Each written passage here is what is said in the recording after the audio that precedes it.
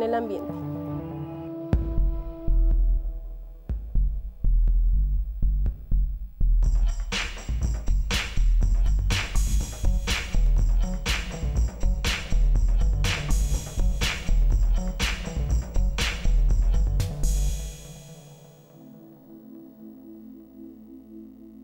El corredor ecológico del borde norte conserva un remanente importante de lo que fue la sabana de Bogotá.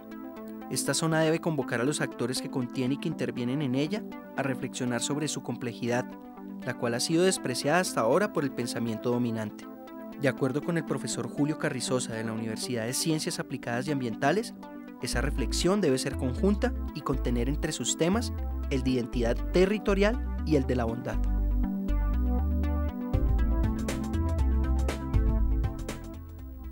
Oye, está espectacular este humedal, ¿ah? Increíble. ¿Quién se iba a imaginar que existiera un lugar de esos en medio de la ciudad? Y pensar que afuera hay un barrio. Esta es una de las pocas zonas que conserva el verde natural de lo que alguna vez fue la sabana. ¿Te imaginas cómo habrá sido antes?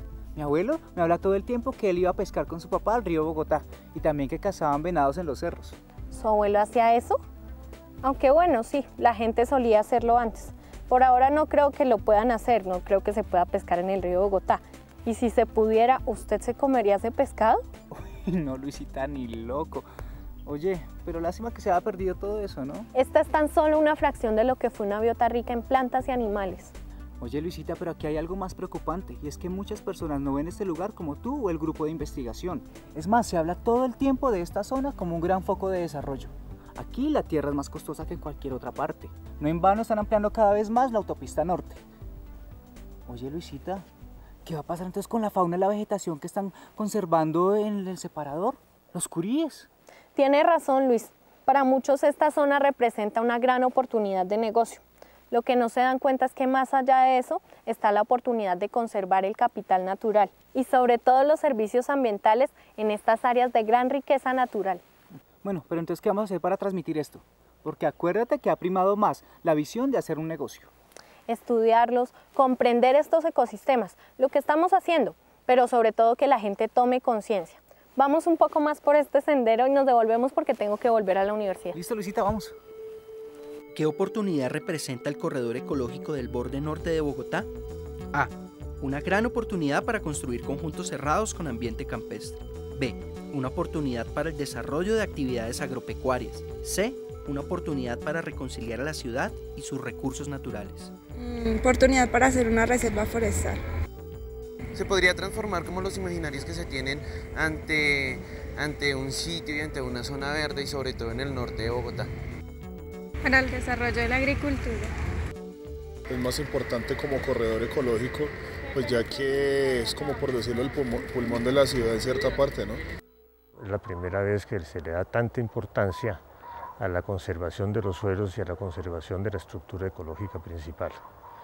Y estoy seguro que los habitantes del borde norte comprenderán la importancia de estas medidas, ya que muchos de ellos se han asentado en esa zona porque les gusta la naturaleza conformada por el ecosistema de la sabana o porque tienen ahí actividades agropecuarias gracias a la calidad de los suelos del borde y al tipo de clima que tiene el borde.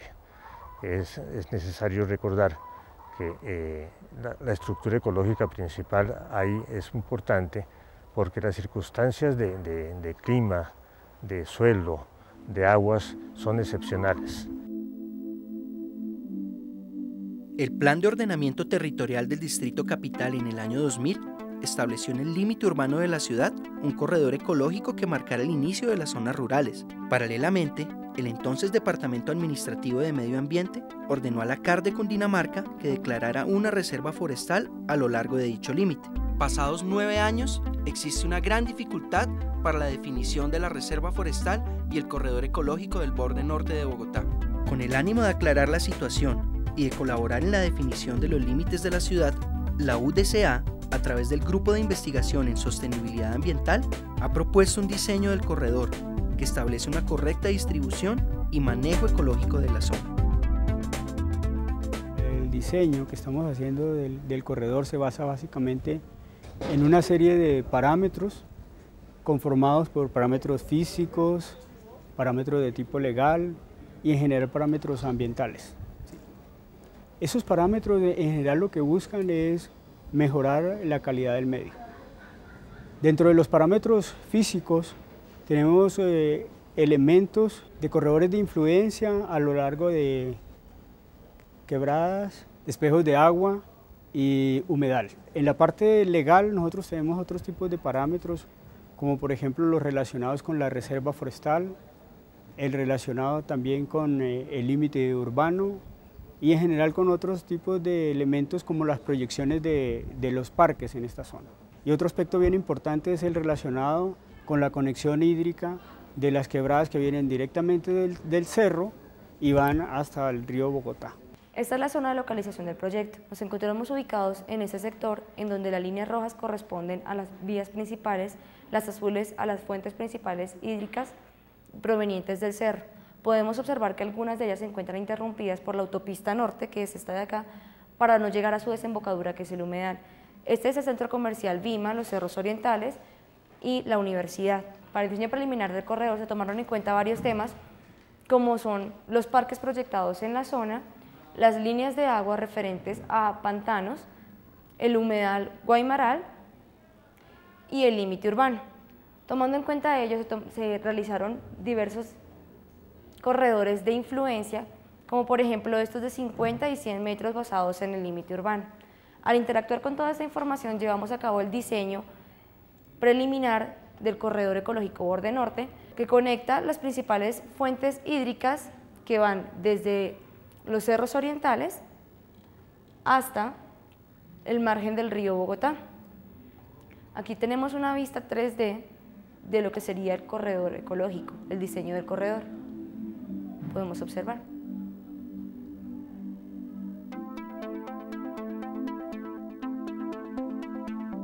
En el caso específico de la zona norte y concretamente de la Reserva Forestal Regional del Norte, lo que estamos intentando algún grupo de personas desde hace 15 años casi, desde hace específicamente 10 años con el Plan de Ordenamiento Territorial, es proteger unos suelos de muchísimo valor, los mejores suelos del país, un área con relictos de bosque que corresponden a una especie de museos vivientes. Además, esa reserva atraviesa por un conjunto, por un sistema de humedales que implican no solamente la presencia de agua superficial, sino la posibilidad de recarga de los acuíferos que están en esa zona, que son también la posibilidad de riqueza de los suelos y al mismo tiempo la posibilidad de recurrir a esas fuentes hídricas cuando ello sea necesario. Esa visión puede estrellarse con otra que es un poco más inmediatista, que tiene desde luego legitimidad, pero que tiene un grave problema. Es la que tiene que ver con la manera como los propietarios del suelo, de la tierra, encuentran en la tierra un factor de ahorro, encuentran en la tierra un factor de especulación con el precio del suelo.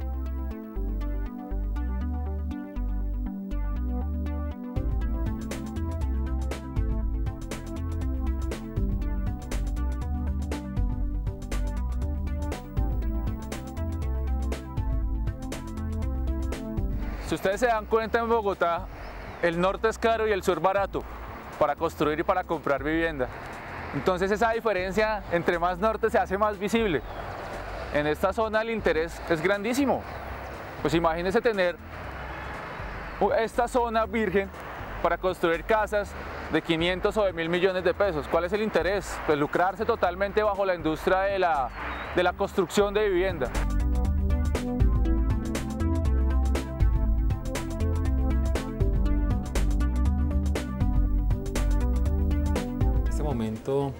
El plan de ordenamiento territorial que iba a trabajarse este año quedó muy seguramente para trabajar el próximo año.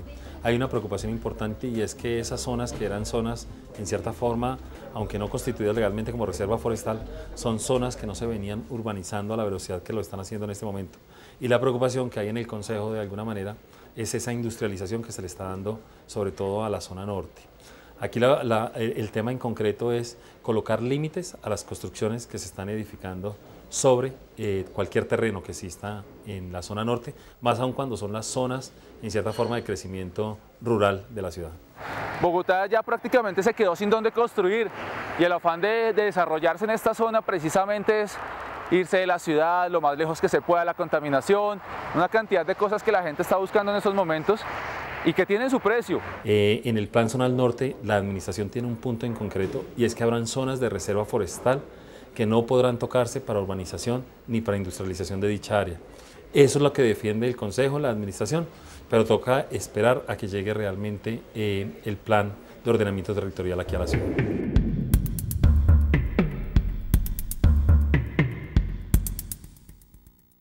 Ay no, Luisita, es que eso está muy complicado. Parece pelea de tigre con burro amarrado, ya que estamos hablando de fauna, ¿no? Ay, Luis, no subestime el poder del conocimiento de la educación ambiental. Pues sí, Luisita. Yo he visto muchos colegios que vienen y visitan el humedal y adquieren conciencia ambiental. ¿Pero eso sí es suficiente? Por supuesto que no, pero no por eso deja de ser importante que los colegios hagan parte de esa responsabilidad. Además, hay que cambiar el sentido de la educación ambiental y promoverlo a los sectores que siempre se han quedado por fuera. Claro, la gente de la comunidad, los barrios vecinos y también los campesinos que viven en la zona. Sí, claro, pero yo me refiero más específicamente al sector privado. Usted sabe que tienen mucha influencia sobre este corredor. Pues tiene razón, pero es que eso sería como poner al burro a enseñarle al tigre las ventajas de ser vegetariano. Ay no, Luis, no sea tan descabellado. Al sector privado se puede vincular en el marco de los procesos de la responsabilidad social empresarial. Y eso ya sería un gran paso para establecer diálogos serios y compromisos. Somos nosotros los jóvenes investigadores los encargados de promover eso. Uy, qué bien, Luisita, te veo muy decidida. No sé, ¿te acompaña la U? Bueno, está bien. Vamos y le muestro una cerca viva que sembramos allá. También hay que hacer acciones de restauración del bosque nativo. Muy bien, Luisita, pues vamos de una. ¿Qué actividades se deben hacer en la Reserva Forestal del Norte? A. Investigación y sensibilización. B. Restauración y protección. C. Recreación y urbanización. Rehabilitación de todo el bosque para que no se pierda. Recreación pasiva. Yo creo que clases de ecología tal vez. En vez de investigar y seguir dañando, deberíamos protegerlos y preservarlos. La educación ambiental debe transformarse más allá de la sensibilización que la ha caracterizado. Debe tomar conciencia sobre la complejidad de su objeto de estudio y enfocarse a que la sociedad construya conocimientos, desarrolle valores e interactúe con el territorio de tal manera que pueda asumir una posición ética que permita establecer límites a las actividades de su vida cotidiana y que inciden en la totalidad del territorio.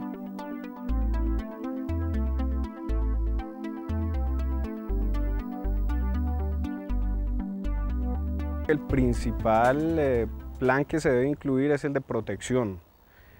Para nosotros aquí en la Hacienda de las Mercedes creemos que es importante que se mantenga un grupo de personas que estén pendientes del bosque, que hagan un mantenimiento constante, se hagan resiembras y sobre todo hay una maleza que crece dentro del bosque que lo está, podemos decir, invadiendo. El borde norte es un área bastante compleja desde el punto de vista social porque hay personas de diferentes estratos y niveles económicos y eso hace que en algunas zonas sea más fácil trabajar restauración ecológica que en otras. Por ejemplo, si nos vamos hacia el occidente, hacia la zona de Suba, el humedal de la Conejera es un ejemplo claro de que la comunidad puede participar, interesarse y aportar para hacer esfuerzos que permitan la conservación de algunas especies. Ya hacia esta zona es un poquito más difícil porque estamos en un área de influencia más comercial. Tenemos la autopista norte a menos de 600 metros, que es un área de alto dinamismo, de mucha actividad, que se está valorizando.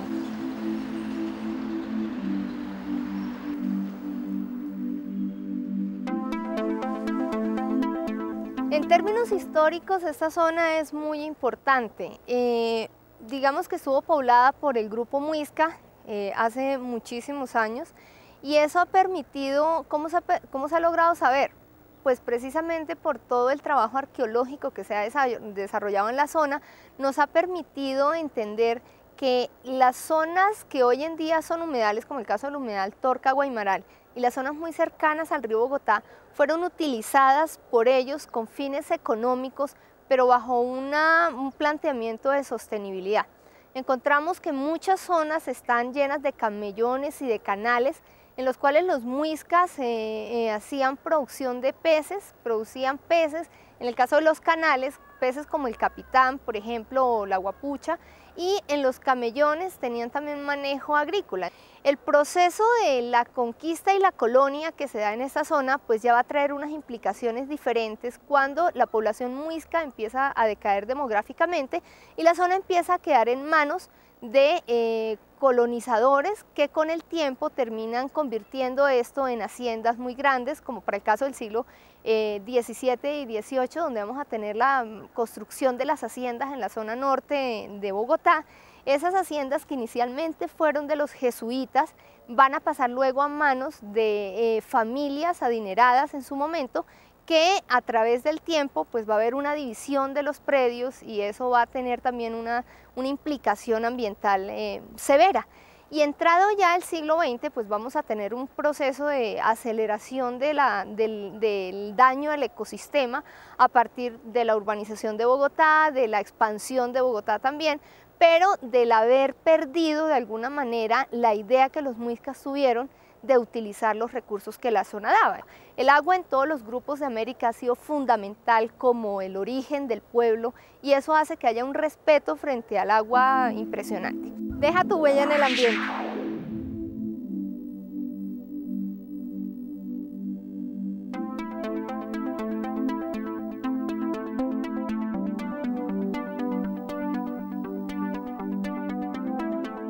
Luisa, en verdad que es más complejo de lo que pensé. Finalmente no son dos visiones enfrentadas, sino una diversidad frente a este corredor ecológico.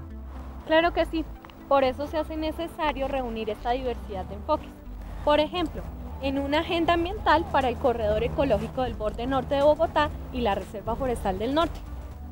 Muchas personas han decidido rellenar parte de los terrenos que están en este momento dentro de la Reserva Forestal.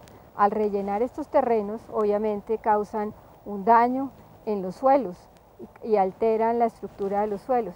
Al alterar la estructura de los suelos, obviamente dañan toda la parte de la vegetación y esto trae consigo un efecto negativo sobre la biodiversidad, el hábitat natural, la fauna y obviamente altera toda la parte, el sistema hídrico de la región. Deja tu huella en el ambiente. Dentro de este proyecto pues, se hizo el análisis de aguas ubicadas en canales, aguas ubicadas en espejos de agua y aguas ubicadas en los humedales.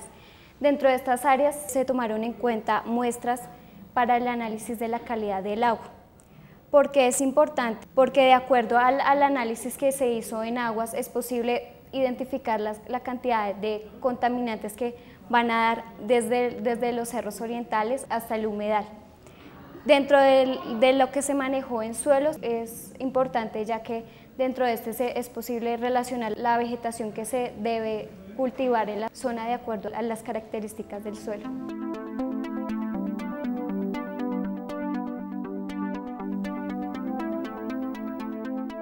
Según el POD aquí esta parte de Suba, esta zona es una reserva forestal. Se supone que hay leyes que protegen estas zonas forestales, pero nos hemos dado cuenta en los últimos años que el progreso urbanístico ha pasado por encima de esas leyes, dejándolas de lado y hay zonas que han sido vulneradas y en las cuales se han hecho construcciones que podemos decir que son símbolo de lo antiecológico, que no protegen ni preservan para nada ni flora ni fauna en este sector. ¿Cómo integrar esta diversidad de posturas? No, es que no es fácil. ¿Cómo hacemos? Tenemos que aprovechar que se han dado pasos importantes. Por ejemplo, ya existe una política pública distrital de educación ambiental. Ahí participaron muchos sectores, incluso la universidad. Eso es una muestra de que se puede convocar alrededor del tema ambiental. Bueno, pues ya tenemos un gran trabajo para llevar del papel a la práctica todo lo relacionado con la educación ambiental.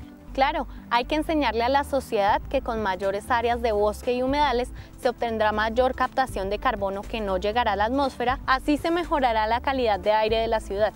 Bueno, Lucita, entonces el reto es que nos comprometamos todos, pero sobre todo el sector privado, que entiendan que haciendo un sacrificio a corto plazo está dando cabida a una posibilidad de desarrollo que nos permite el aprovechamiento de los recursos naturales a largo plazo y por consiguiente a mantener un ambiente habitable para nosotros y las generaciones futuras. Se va a dar cuenta cómo en unos años este pequeño parche de vegetación se convierte en un espléndido bosque alto andino.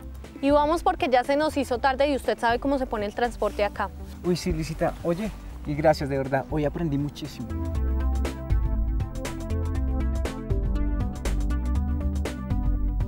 La complejidad social que existe en el área, los intereses varios, como las pretensiones sobre el suelo, es lo que hace más difícil cualquier esfuerzo de restauración.